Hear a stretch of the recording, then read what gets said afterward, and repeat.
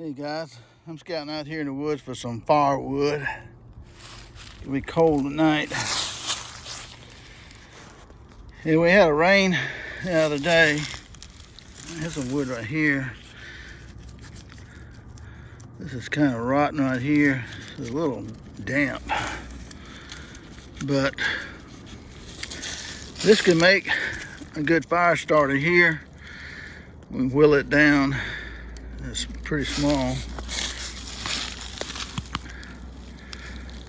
And then we'll find some little limbs like this, and yeah, that crack good. Get some little limbs like that, and start off really tiny, and work our way up.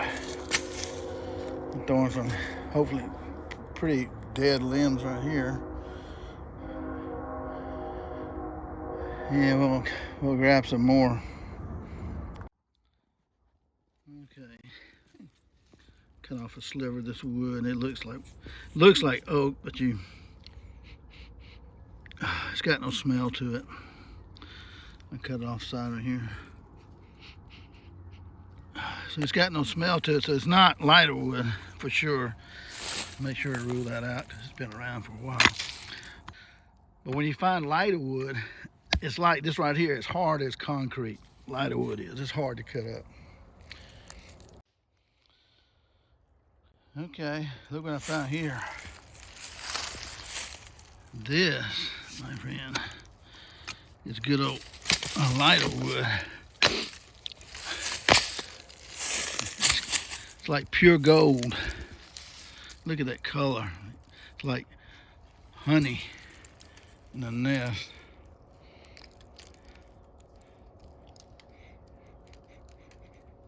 Oh, man. And it smells too. It's got turpentine smell to it. You find some lighter wood like this right here, and it's just right because it's been out here long enough. And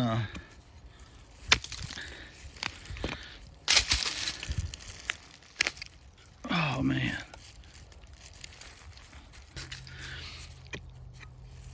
On your future trips, you carry this with you.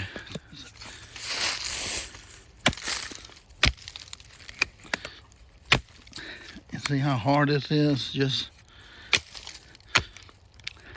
so in your tinder box that you go camping with, carry slivers of this right here, and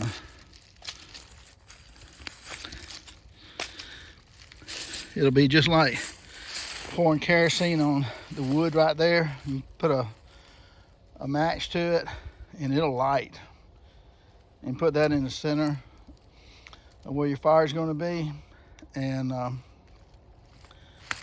you got your ignition source there. Okay, this is what we have right here. We got some lighter wood, kind of like a pyramid shape right here, 3 or 4 pieces there. And then we got wood making a square box around it, going up to the top. And then a little box right here. We took part of the lint here, a little bit piece of paper there, and we've got a ferrous rod striker right here to light that. Then we got a piece of lighter wood right here. Hopefully catch it. The lighter wood feels wet though. This wood is kind of wet too, so hopefully we can get it going. I don't have anything to hold this camera when we try this, but we're just going to strike with this ferrous rod in here, and it should light up. And hopefully get a piece of this wood right here. You want to fray it on the ends a good bit, help it to burn.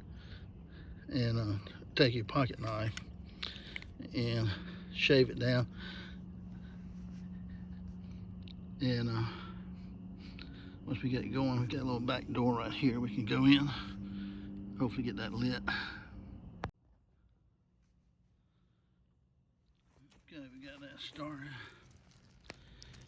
And this right here, where we started off at. And what I did was I took a little piece of string right here that I found works like a wick. See how that is? And once it starts, this wick right here will, you just push that down in there. And it burns like a candle. So the main thing is to get this lighter wood dried out.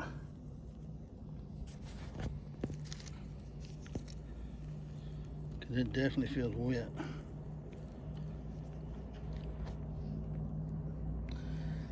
So I took the string and I put part of the string right here in there on the end part. So when this lit up, because that lint will go quick in that little piece of paper, which I got most of it over here.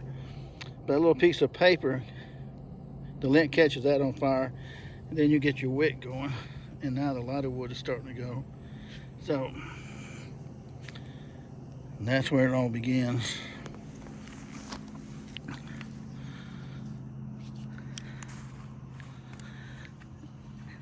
And you see that flame right there? That's the lighter wood. And then you just continue adding wood to it. But all this wood is damp. But if you got enough heat, you can draw it out. Okay guys, I want to show you how I made the fire. And I use this is a chewing tobacco box right here. I don't chew tobacco. A friend of mine's got like 100 of these things. But I take a little piece of tape and put over the edges just to make sure it doesn't come loose and all this stuff fall out of it.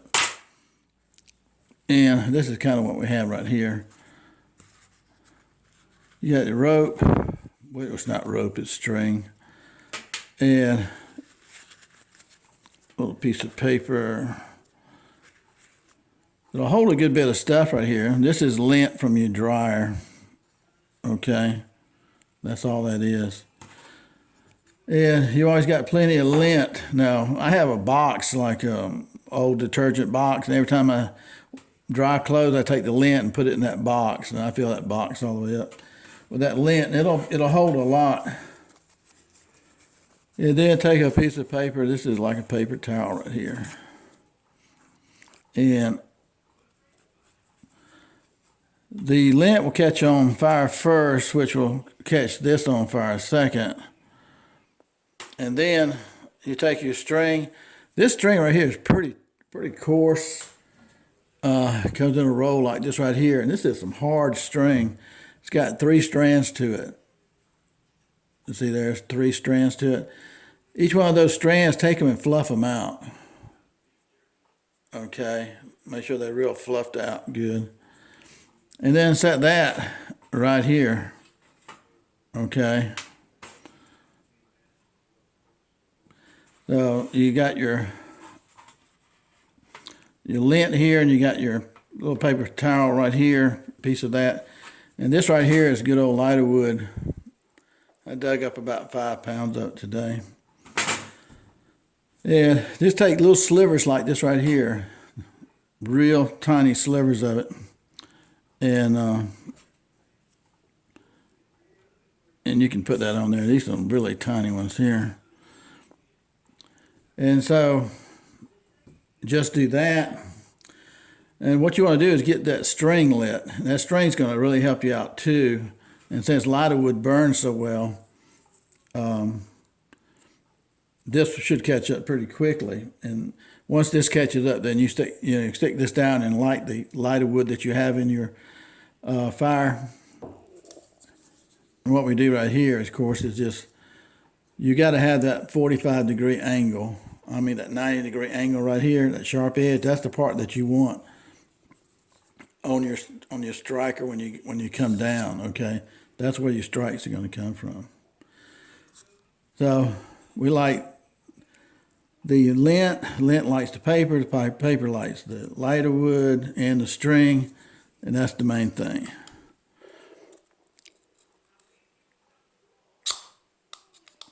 Now, when you first do that, there's like a coating on this right here. You gotta get that coating off.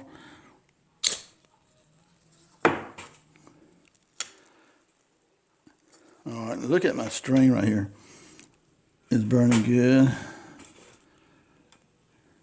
And I got a ton of that string, and then we take and put our wood right here in there.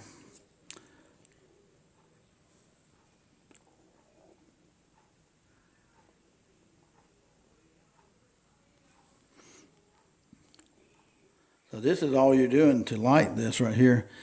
Always hold your wood up like this on your lighter wood at this angle, like a 1:30, 2 o'clock angle, and the fire will run up the wood.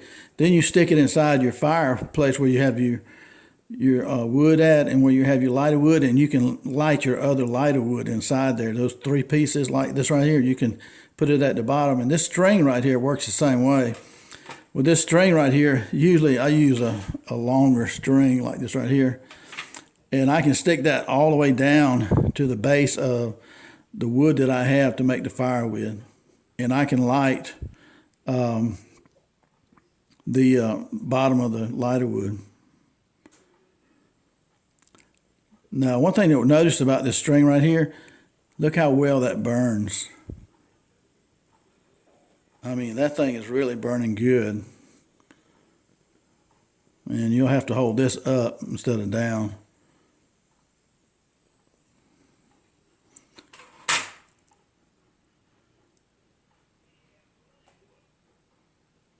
So it's real easy to get your fire going this way. But you got to have this lighter wood if you want to quick, get it going quick.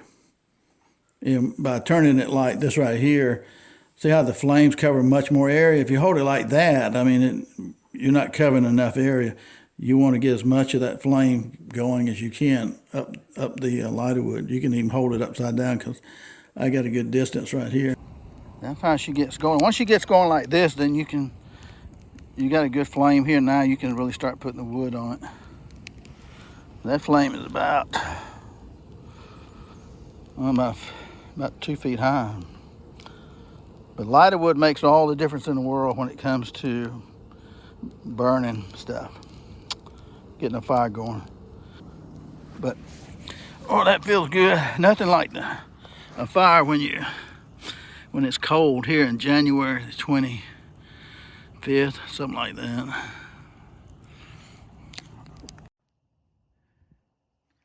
I think that's about the right distance from the tent here.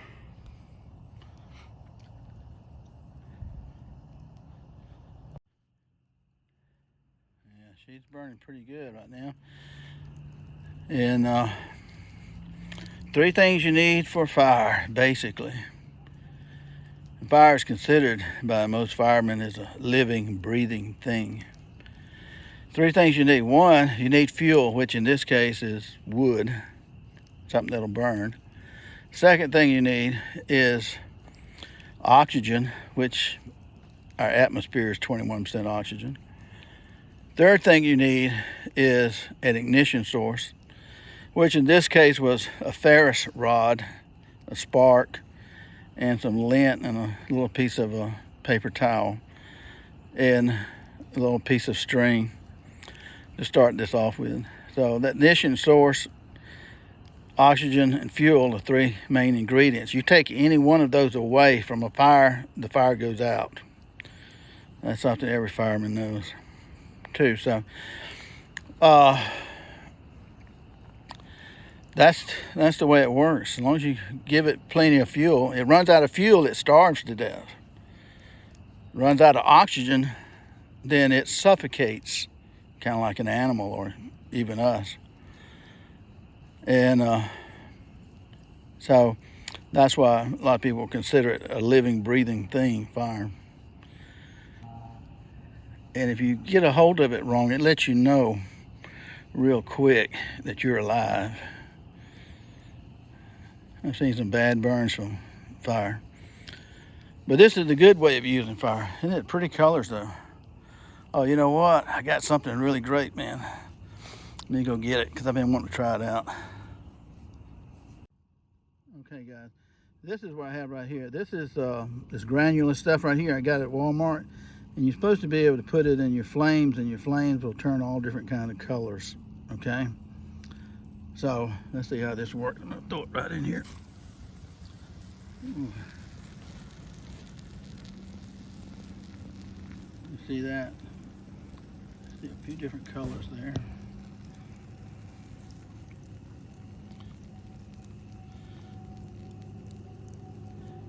Back when I was a kid, something like that would scare you to death.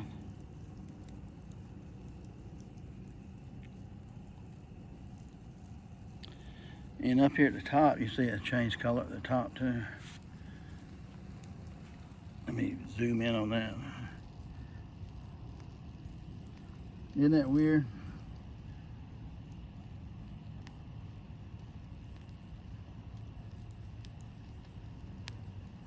That's just one bag right there. And you can see up here at the very top right here, it changed colors all the way up through there too.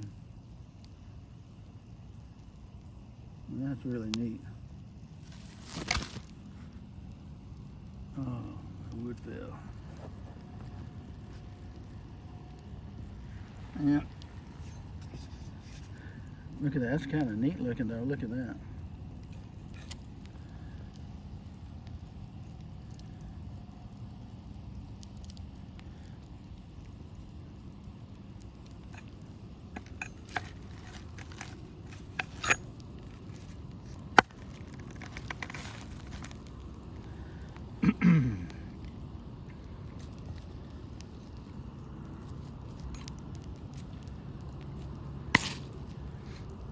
That is so cool, isn't it?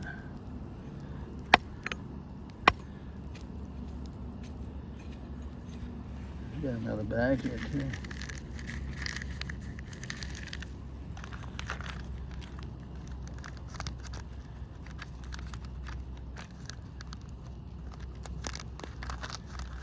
I guess it's, I don't know, just something like magnesium or something, but let's see how this other bag goes. Ooh, okay. I think I got it good. Got that in the center, taking a second to start catching up.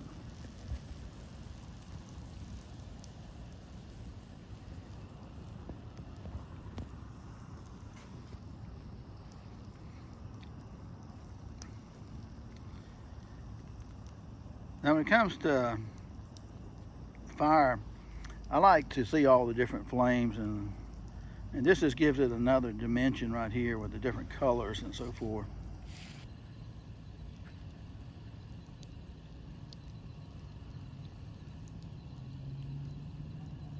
But yeah, that's pretty neat. I think you get 4 bags, which are small bags, of this stuff that you put in the fire. And it says use 2 at one time, but I just used 1, and you saw it had good effect with 1. I guess you can see right here. I don't know.